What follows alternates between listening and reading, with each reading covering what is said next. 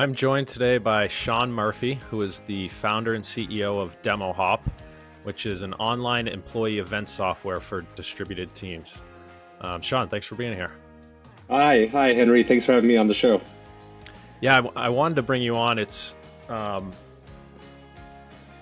want to know where all this remote return to office stuff is heading from your experience. I know you have a lot of experience both in the office and remotely managing teams. And then when I came across DemoHop, it really seemed like a step forward from all the tools I had used in remote companies. They had been pretty standardized for years, I felt like you got a chat one, you've got an email one, you've got a video one, and that's been about it. And so what you guys are building looked quite different, and I wanted to hear about that technology and where you think remote tech will head someday. Yeah. So first, why don't you explain what is DemoHop and how might it be different than a typical Zoom GoToMeeting type of thing? Yeah.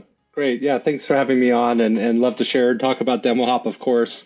I'll explain DemoHop, but it may be helpful to give just a second of my background. I think that'll complete the story a whole lot more.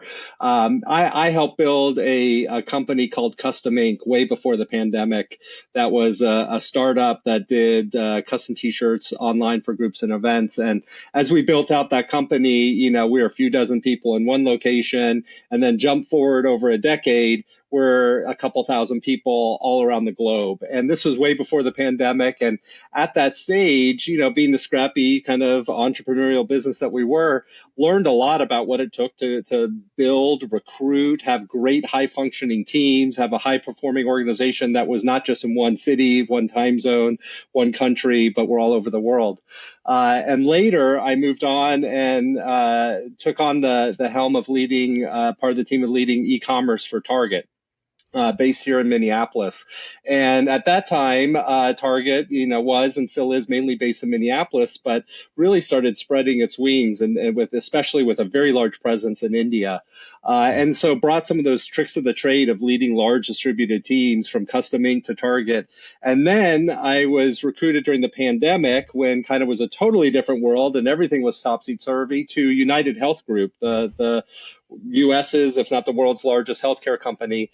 And we were totally remote and totally distributed. And I felt like everything I did in Custom Ink and Target really prepared me for leading teams of huge scale, I think hundreds or even thousands of people.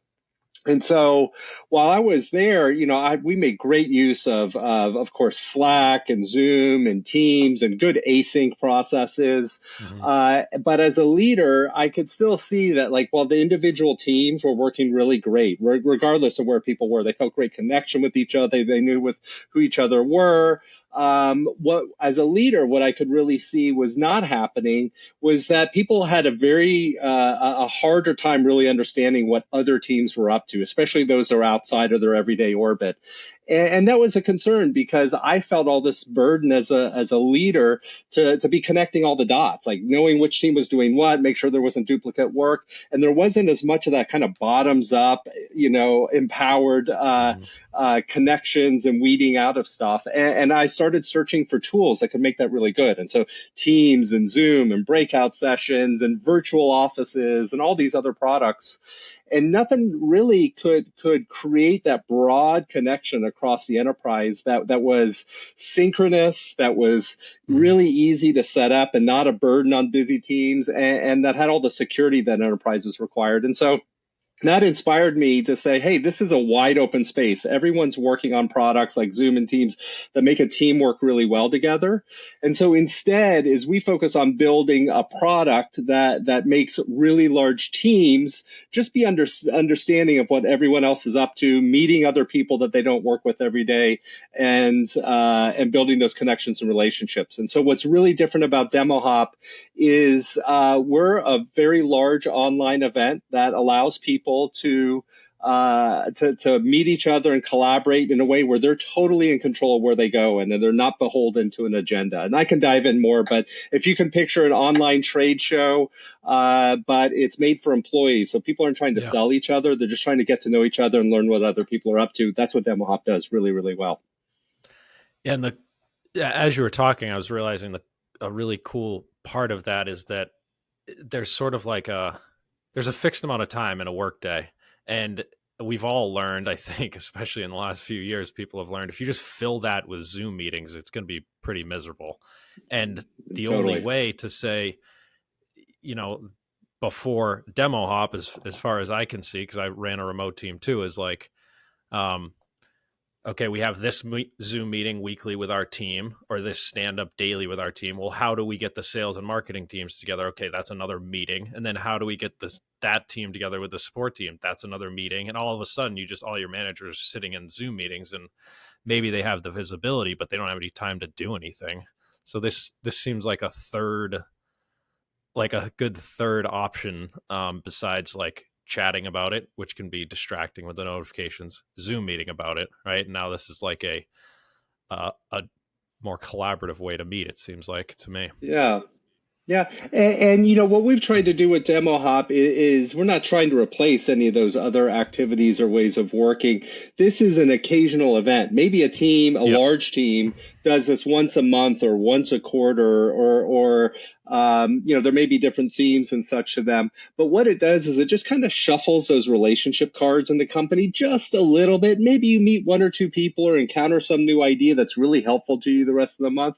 Just a little bit of that Yeah. over a few hours goes a huge way to overcoming. Hey, I don't have to have all these check-in meetings, or I don't need to, I guess who knows something or just sit silent. Rather, you have these opportunities once a month to go really seek out other people, Yeah. or randomly connect with other people. And I think that sometimes people are a little dismissive. I think the remote community tends to be a little dismissive of this idea of serendipity. But Mm. there is a need to just, like I said, a little bit of randomness, a little bit of entropy can create really, really good things for people. All right, so that brings up something I was curious about. The You call it an enterprise serendipity engine, and you have things like social physics and a science fair format, which I didn't know what any of that stuff meant. So you got to fill me in on what those all mean.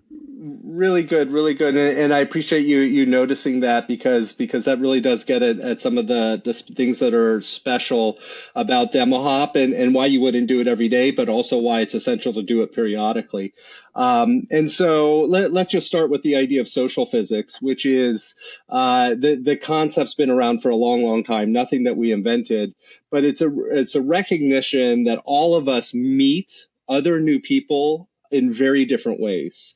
Mhm. And I think it's easy to jump to being an introvert versus an extrovert, and say introverts or extroverts have certain behaviors for meeting others. But there's a whole lot of other things, like your tenure at a company, whether your role is as a engineer or a designer or a salesperson, your attitudes and approaches in certain conversations will be different.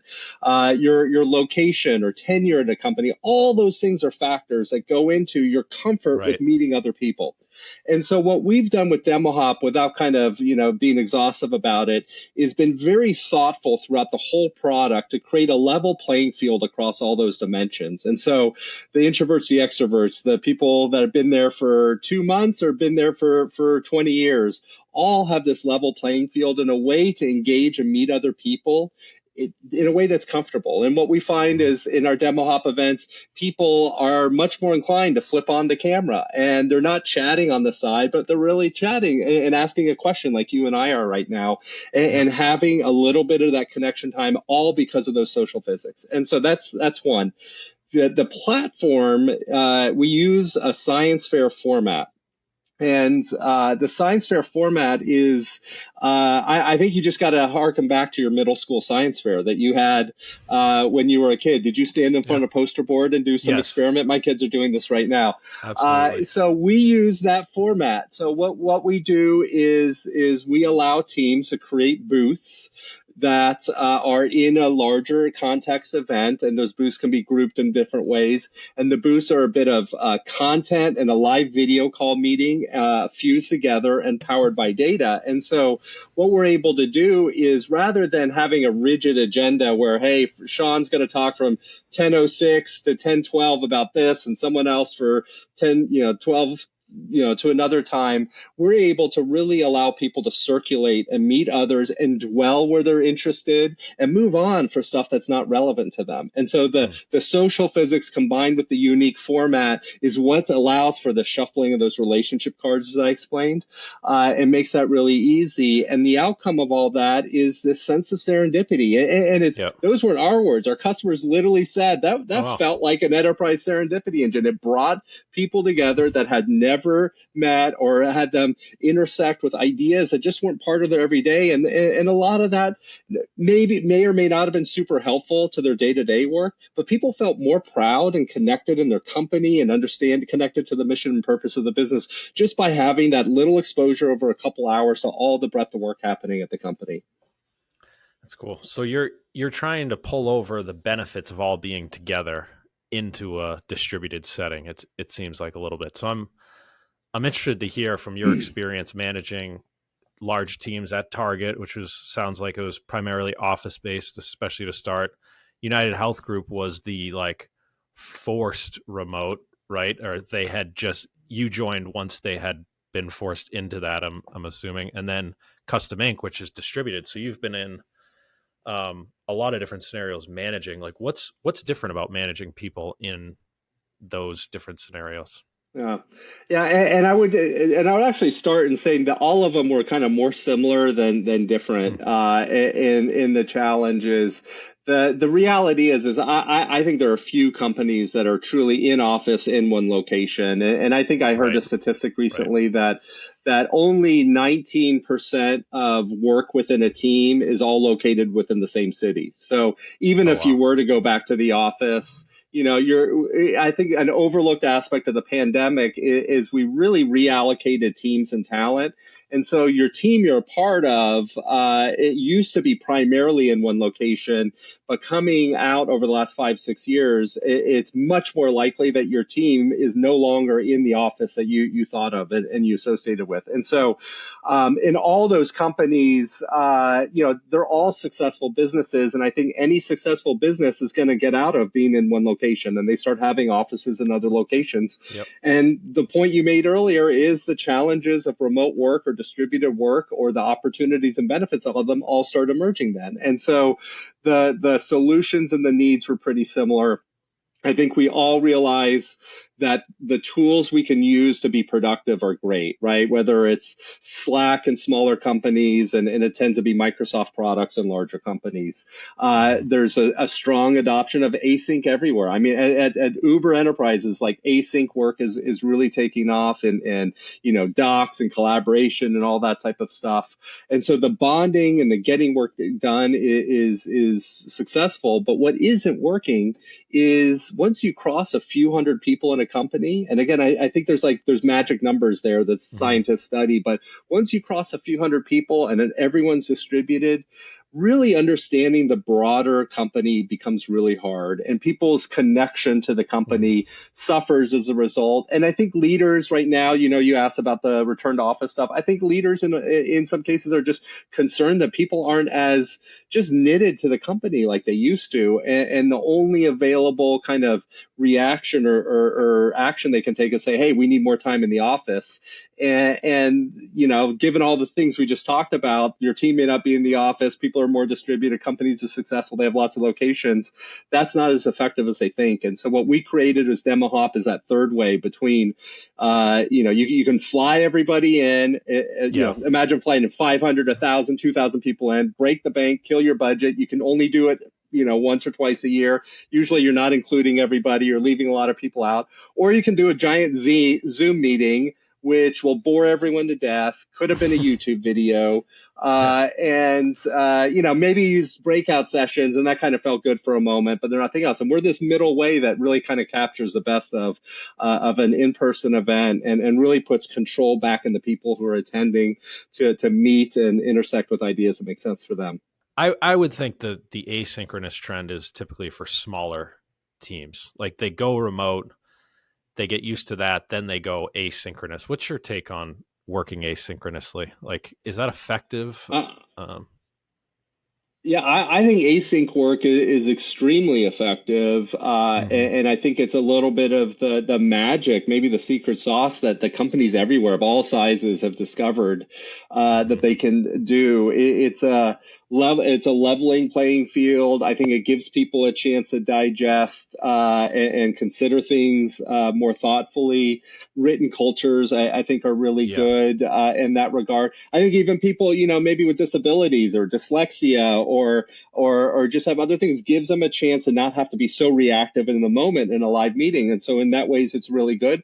But yet we also need synchronous time. And I think it's easy to become overweighted the other way. We are social creatures. If you've ever seen kindergartners in a class, their awareness of other people and the world around them is just opens up at that stage, and it's deeply rooted in us. As much as it's, we can work independently, we do need connection and we do need sync time, and that's an important aspect, I think, in any company. Yeah. No, I agree with that. I don't think there is truly like a fully asynchronous company. I don't think that works either. So you do need the synchronous time to meet and understand each other, get to know each other, all that. I agree. Um, let's talk a little bit about the return to office push versus the remote. So there are still big companies trying to push for full return to office 5 days a week. That's a smaller group at this point, but then a ton trying to enforce maybe 3 days a week. Um, what do you think those leaders are? Why are they doing that? And or what are they not seeing about the opportunity of being distributed? Yeah. I mean, my take on it is any of those companies, first off, I think by and large, we are where we're going to be. And I think most people know that. I think most corporate executives have, yeah, some of them are, everyone's at different stages, right, in the change curve. I think a lot of leaders have said, "Hey, this is kind of the way it's going to be," and they're settled into that. Maybe Mhm. there's still some companies that are a little dragging their feet a little bit more on those aspects, but the idea of, hey, we're going to spend 2 to 3 days, we're going to really encourage, require, nudge, different spans of it, of a few days in the office. And I think what's really pushing that is it is this idea of culture and a sense of setting norms with each other and having newer people, having role models to look after and learn the ropes. And having those opportunities for connection. And again, it doesn't solve, like we said at the very top of this podcast, is it doesn't solve all those problems, but it is, if you have a large concentration in a city, it does help with some of those things. But I think by and large, all leaders have accepted, most leaders have accepted that this is here to stay and the way we're going to be working.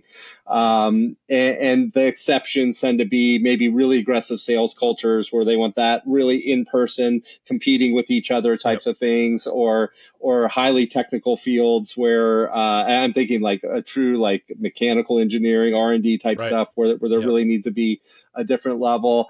And I think that by and large, I think a lot of people who follow this topic are just kind of obsessed with it, and are just dwelling a lot of time on what seems like this political backroom stuff going on, and hypothesizing about real estate values and those types of things, which I don't think are playing into it at all, as people try to figure out their strategies going forward. Oh, that's interesting. I do think real estate's playing a factor in it, but without talking to these people myself. Because and I think you've seen, I try to track the Fortune 100's publicly announced return to office policies. So most of them have announced in some way we're hybrid, or we're in 3 day, we want you in 3 days a week or 5 days a week, right? And it feels like to me it's, it could be finding a like a an answer in a small amount of data. But a lot of the banks want their people in 5 days a week. A lot of like the older companies want them in 3 days a week, and a lot of the younger companies are like, come in if you want, um, or we're kind of leaning toward a remote first. And my take on that with the banks in particular is like they can't come out and say remote work is valuable because it destroys the value of all of the loans they have out to all the commercial real estate people. So they're like incentivized to say office space has value. Then you move down a rung, and it's like if you own your office space, it's a sunk cost fallacy. But you're like, we paid so much for this, we got to get people in here. And then if you Hmm. lease or your lease is expiring, you sort of make a more true decision about where to go from there. Like if you had a lease expiring on all of your space at once coming up this year, you'd probably make the most open-minded decision, which might be more distributed. That's how I've interpreted it. I don't know. What do you? Yeah. It sounds like you disagree with the Yeah. real estate piece, but what? Yeah, Yeah. I mean, I could see both sides of it in what you're laying out, and of course, the factors are going to be different for every company. Hmm. Yeah, I think when you think, I'm very familiar with the large companies. I mean, maybe there are exceptions, but I think by and large, most large companies lease their space, and Okay. so that overwhelmingly they're thinking in 5 to 15 year increments, and they're somewhere Yep. along that journey. And right, if you're the beginning of it, yeah, maybe you're like, hey, let's use it. We're locked in. Hmm. And if you're at the tail end, you're like, hey, that's not as big of a deal. United Health Group here in Minneapolis has vacated basically their main Hmm. headquarters building, consolidated everyone into a couple of other Crazy. buildings, and companies everywhere are reducing lease space. It's interesting that you raised the bank one because my observation was pre-pandemic, banks were Hmm. perhaps the most distributed workforces. Really? I remember, I have, and this is anecdotal at this point, but I know so many people pre-pandemic who I remember people envied because they got to work from home. Oh wow. And they had, dedicated VPN lines and all this. And so Hmm. I could imagine, yes, hey, you've got a loan portfolio. I think by and large, I think a lot of the real estate that banks have loans out for are local banks, and they tend to be at the acquisition and Yep. build stage.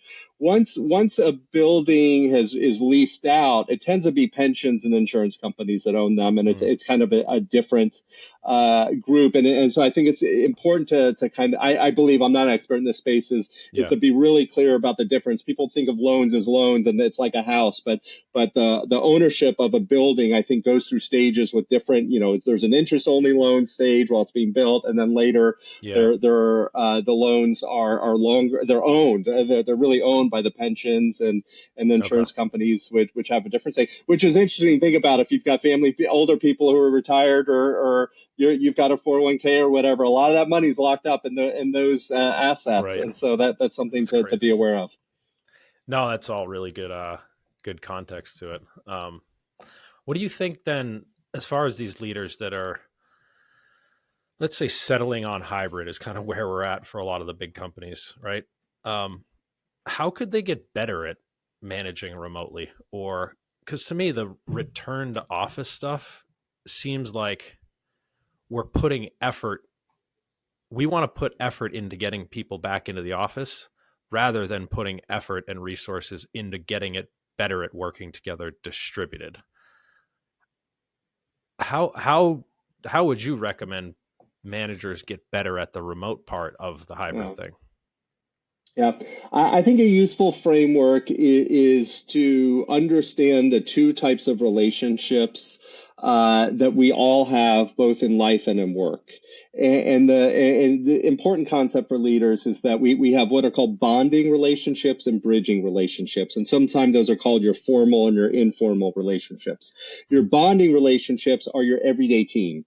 They're the people that on Friday or Thursday or whatever, what they're going to do this weekend, and you're going to see them on Monday or Tuesday and ask them about it, right? And Yep. and they're the ones where you've established norms of communication and decision making. You have a goal you're trying to achieve, and that's all about productivity. And the bonding relationships and the tools we're all using are really great for that. The other critical type of relationship are bridging relationships. And this is where there's a struggle, and where, DemoHop was created to come in and play a part. And bridging relationships are the extended networks we have in a company. They are informal. They're all different for all of us. It's like our fingerprint, that we're all unique. And our bridging relationships expose us to new ideas within the company, expose us to new talent. They give us a sense of new career paths and growth within the company. And our bridging relationships are critical for creativity and innovation, especially at scale. And so, where I think leaders are struggling the most, and where there's kind of all this unease without giving it a word about return to office and serendipity and all these other things, is people can feel, and there's a whole sorts of data out there showing with through network organizational network analysis that the bridging relationships are plummeting. With Hmm. distributed work. What has been just fine and what's been buoyed and strong are the bonding relationships. We have great connections. And so with our individual teams. And so what leaders need are very deliberate mechanisms for creating bridging relationships, DemoHop being, I think, the ideal one for it, but not the exclusive one. And then bonding relationships have been really strong, and people are working well in that regard. And I think that's a little bit where this tension Yeah. is playing out in the news is if you're a remote worker, you're like, hey, I'm productive, my bonding relationships are great, all that type of stuff. And I think it's the bridging relationships around creativity, innovation that are suffering, and where leaders and all of us can lean in more. I had never heard those phrases, and I think like the bridging could also be that could also define your culture, right? So like It, if you've run a company for 30 years in an office primarily and you're used to that environment and now you're feeling that part of it go away, you feel like you're losing your culture, which you might be. yeah. And there's also to that bridging side is like um, being making friends outside of who you have a big company, 1,000 people in one office space, and there you make friends with people you would never actually work with, but that makes it stickier for you to stay there, right? I think you're right that bridging a lot of the extended relationships you have in the company are a big part of culture. A lot of people say that people leave because of their manager, right? There's kind of this notion if you have a poor manager, people leave. Mm-hmm. There's a lot of research that also shows that people's joy at work largely comes from their bridging relationships. Mm. And it's interesting to think about because bridging relationships are relationships where we have less at stake in those relationships, right? They're not your part of your core team. And you can be a little bit more free. You can be a little bit maybe more disruptive. You can maybe find people who think like you in bridging relationships with the company, which is important for finding kind of your crew and people Yep. who think like you and can give you confidence and get people to be bold. And so those when organizations lack that bridging, it is a risk to their culture. Yeah. Makes sense. Um, so what size of company is using DemoHop then? Like who's kind of ideally fitting with this technology? Yeah, we've started with the very, very large companies. So we're Mm-hmm. we're focused. We're not dedicated to, but we're focused on Fortune 500, Fortune 1000 companies that have lots and lots of people distributed around the country, around the world, and so focused on that. We tend to find that companies fewer than 4, 5, 600 people Yep. you can get by with a lot of stuff and you can still fly them in for the once a year retreat and those types Right. of things. You cross those numbers and things become very different very fast, and it's a rapid tipping point, and people start feeling very connected to their individual teams and otherwise very isolated from the rest of the enterprise. And so we tend to focus on organizations. We hear from companies that are a few hundred people and they're starting to feel this, and we could be a Mm. great fit for them. But some of our best success stories have been very, very large companies with thousands Yeah. and thousands of generally technology workers initially who already do these science fair type of events, but they've been doing them in like a 4 hours, YouTube Zoom style meeting. And now Right. they can do them in a really new, refreshing way. So we've talked about remote work, maybe limitations to remote work, and then the same on the office based side. Do you think, is there anything important in this discussion you think we missed that you'd want to get across to people? No, I think it was a really thorough discussion, and I feel that this is settling out. I mean, I feel these are the last, reverberations or whatever that word is, reverbs on aftershocks on Yeah. all this. Some companies are going to stick with the way they're working. They have their reasons. But I think when I talk to companies, a lot of them have very much settled into kind of their attitudes and approaches for how they want to work. Yeah, it's interesting. So, if people wanted to connect with you or learn more about DemoHop, where should they go? Of course, come to our website, demohop.com. I'm also accessible on LinkedIn and can be reached at Sean, Sean, at demohop.com. So thanks so much for the time, Henry. Yeah, thank you. I'll include links to that. You can find them wherever you're watching or listening. And Sean, I appreciate you coming on. Great. Thank you for the conversation. I found it really engaging.